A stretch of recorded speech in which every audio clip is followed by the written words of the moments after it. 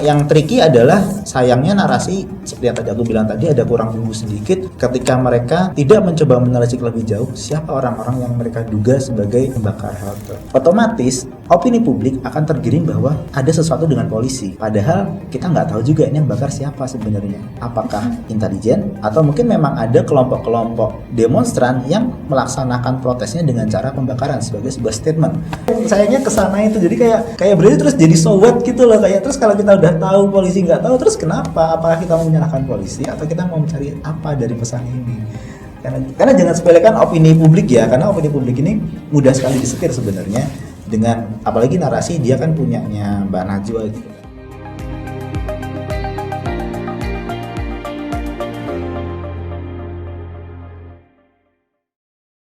Assalamualaikum warahmatullahi wabarakatuh. Saya Nadia dari Filosofis. Di sini kita sedang membahas sebuah isu yang sedang hangat beberapa waktu terakhir yang sempat diulas di sebuah media narasi TV.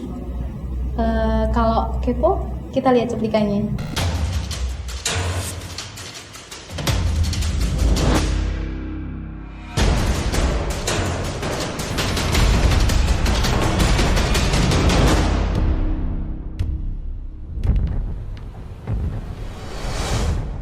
Beberapa halte Transjakarta dibakar, di antaranya halte Bundaran HI, Sarinah, dan Tosari.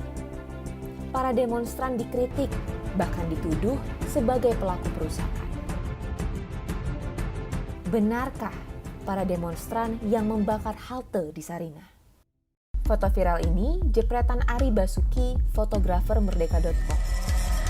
Dari foto inilah penelusuran dimulai. Orang inilah yang pertama menyulut api di halte Sarinah. Ia mencoba mencari bahan penyulut api lain, lalu menemukan apa yang dicari. Spanduk itu lalu ia bakar. Dengan api yang masih menyala, ia membawa spanduk itu ke halte pada menit 16.52.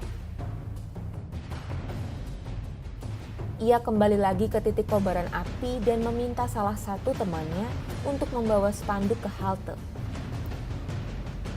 Dia kembali ke titik api membawa spanduk, sempat mengambil kardus, lalu membakarnya bersama teman-temannya. Beberapa foto dan video yang kami kumpulkan menampilkan wajah yang bisa diidentifikasi polisi. Di antaranya ini, dan ini. Gerombolan para pelaku pembakar halte ini sekilas terekam dalam live streaming Tempo. Termasuk si pelaku utama, ini. 12 Oktober lalu, Polda Metro Jaya sempat merilis para tersangka pembakaran halte. Dari 4 tersangka yang ditampilkan, tak ada yang mirip dengan sosok yang kami temukan. Kami mengkonfirmasi temuan kami ini ke Polda Metro Jaya.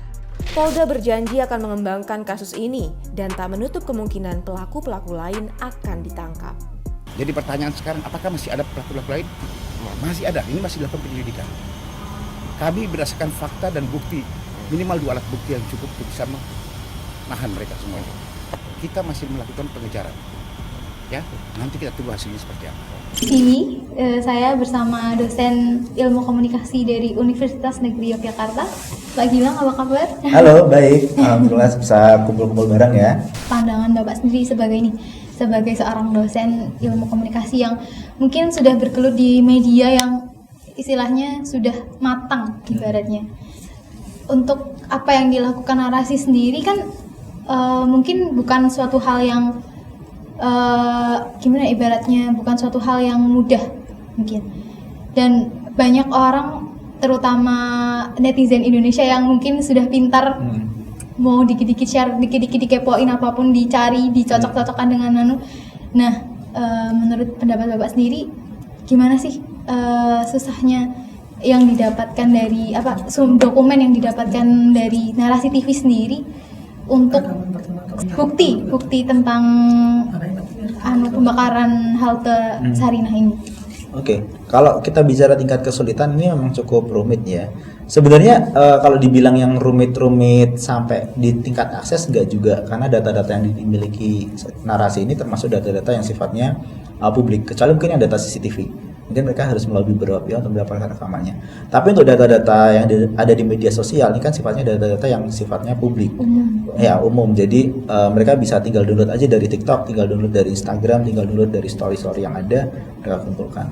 Yang kemudian disinyalir berasal dari sana. Dan aku rasa mengumpulkannya juga tidak terlalu rumit kalau narasi. Mungkin dia bisa melalui Twitternya, tinggal nggak lihat prosesnya ya secara detail ya, tapi mungkin mereka melakukan itu lewat Twitter. Kalau ada yang punya video-video rekaman seputar Sarinah, boleh dong di-tag ke kami. Nah, dari situ akan muncul berbagai data. Yang unik dari prosesnya narasi adalah mereka cukup jeli dalam mencermati berbagai macam faktor yang muncul dalam video itu. Jadi mereka tampaknya meneliti frame per frame. Jadi dari di frame ini dibandingkan dengan data yang lain pada rekaman yang jam yang sama, waktu yang sama, apakah cocok atau tidak. Dan untungnya kita hidup di era digital sebenarnya. Jadi ini seandainya ini dilakukan di 20 tahun yang lalu, 10 tahun yang lalu mungkin lebih luar biasa karena datanya jauh lebih sulit. Tapi kita di era digital ini relatif lebih possible untuk dilakukan. Jadi bukan hal yang mustahil. Dan saya rasa untuk pengumpulan data-data awal ini, narasi sudah melakukan tugasnya dengan sangat baik, termasuk juga dalam menganalisis berbagai hal yang terjadi di sana. Bapak kan sebagai dosen ya mungkin di ilmu sejarah ini, itu kan udah berkulit sama yang namanya media, TV dan lain-lain, dan menjadi sebuah media yang mungkin menjadi media yang kritis itu bukan suatu hal yang sangat mudah dilakukan, terutama untuk narasi TV. Mengungkap sebuah fakta yang ternyata di luar dugaan dari semua pihak yang mungkin terlalu percaya dengan yang namanya polisi, mungkin sudah menangkap pelaku yang ternyata diungkapkan kembali oleh narasi itu salah.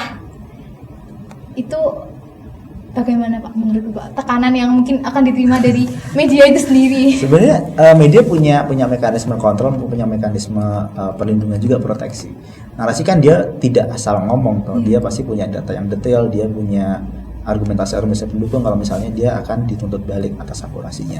Dan kalau yang aku lihat itu cukup aman. Jadi soal itu sih nggak ada masalah. Nah yang tricky adalah menurutku di ini, karena sayangnya narasi seperti yang tadi aku bilang tadi ada kurang bumbu sedikit ketika mereka tidak mencoba menelisik lebih jauh siapa orang-orang yang mereka duga sebagai yang di rekaman itu tampak sebagai pembakar halte. Yang mereka lakukan hanya meminta konfirmasi dari kepolisian, yang tampaknya kepolisian juga tidak tahu mereka siapa. Nah, ini yang sebenarnya harusnya bisa step up lebih jauh lagi. Mungkin aku nggak tahu ya apakah narasi bisa mencoba mengontak beberapa kelompok pendemo misalnya, karena kan demonstrasi ini tidak hanya dari satu kelompok, ada macam-macam kelompok. Mungkin mereka bisa tanya ke sana, apakah ada yang mengenali, apakah ada yang memahami ini siapa. Atau mungkin mereka bisa mendapatkan berbagai petunjuk yang lain. Karena gini, kalau kemudian konfirmasi yang dilakukan pada polisi saja, otomatis opini publik akan tergiring bahwa ada sesuatu dengan polisi. Padahal kita nggak tahu juga ini yang bakar siapa sebenarnya. Apakah intelijen atau mungkin memang ada kelompok-kelompok demonstran yang melaksanakan protesnya dengan cara pembakaran sebagai sebuah statement. Karena ini memang biasa dilakukan. Ada juga memang kelompok-kelompok aktivis yang mereka dengan sengaja melakukan kegiatan yang sifatnya vandal gitu, melakukan perusakan sebagai bagian dari statement kegiatan mereka. Nah, ini yang tidak terungkap gitu. Sayangnya sih menurutku hanya sampai sejauh itu saja, tidak lebih jauh lagi. Padahal ini berpotensi buat jadi liputan yang sangat wah gitu.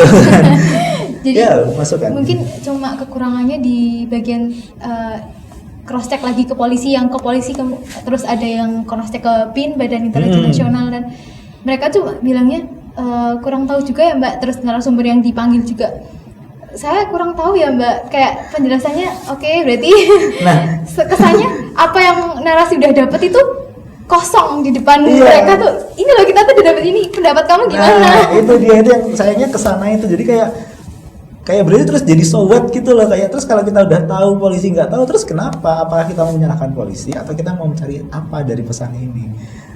Karena jangan sepelekan opini publik ya, karena opini publik ini mudah sekali disetir sebenarnya dengan apalagi narasi dia kan punyanya Mbak Najwa gitu kan, dia kan cukup kredibel sebagai wartawan yang punya nama besar. tingkat kepercayaan masyarakat terhadap narasi TV sangat sangat tinggi, dan opini publik yang disetir melalui narasi TV, kalau aku lihat dari komentar-komentarnya, tampaknya kok sebagian besar kemudian menyalahkan pemerintah atau aparat. Kebanyakan ke sana. Jadi ini yang kemudian bukannya, menurutku malah jadi kontraprestasi, bukannya berusaha untuk mengungkap lebih jauh siapa yang membakar, justru rasanya malah mencari kambing hitam atas pembakaran ini siapa gitu. Ya begitulah. Bahkan mungkin sudah berjalan 1 bulan lebih dari aksi ya. Dan yang diulas oleh kebanyakan media yang pada awal habis demonstrasi itu juga cuma ini loh Sarinah dibakar, terus kerugian pemerintah kayak gini, dan itu tuh kayak berbanding terbalik loh. Ini kita tuh lagi mau cari apa? Kita tahu itu tuh udah dibakar, kerugiannya juga mungkin udah besar, dan itu otomatis itu aja belum berjalan ya Mas, waktunya baru mau pembukaan ternyata udah dibakar lagi. Dan narasi itu udah kayak memberi harapan besar kok, ayo kita tuh ini loh udah dapet nih kayak gambaran pelakunya, tapi polisi bahkan sampai sekarang tuh belum ada klarifikasi atau apapun tentang masalah pelaku. Mungkin juga dibiarkan nguap juga ya, aku nggak tahu ya. Mungkin dibiarkan lupa aja mungkin. Kok nggak ada yang peduli kan? Mungkin dari kesan atau pesan dari Mas untuk media selanjutnya, atau mungkin untuk narasi TV dan komentar Mas terhadap apa ya istilahnya opini publik. Oke. Kalau opini publik emang susah ya, karena ini kan setiap orang punya opini masing-masing. Tapi kalau menurutku narasi TV sudah menetapkan sebuah patokan yang sangat berkualitas untuk sebuah jurnalisme sebenarnya. Jadi aku rasa ini harusnya bisa diikuti juga oleh media-media yang lain. Membuka mata. Ya, jadi bikinlah berita yang tidak hanya sekedar melaporkan, tapi membuka mata, membuat orang lebih ngeh gitu. Ada sesuatu yang tidak wajar terjadi. Ya, ini aku rasa jadi layak untuk diperdebatkan juga tentang karya-karya narasi TV. Aku sangat mengapresiasi karya narasi TV. Tapi ya semoga ke depan kita bisa lebih berkembang lebih jauh lagi dengan kualitas yang lebih baik lagi.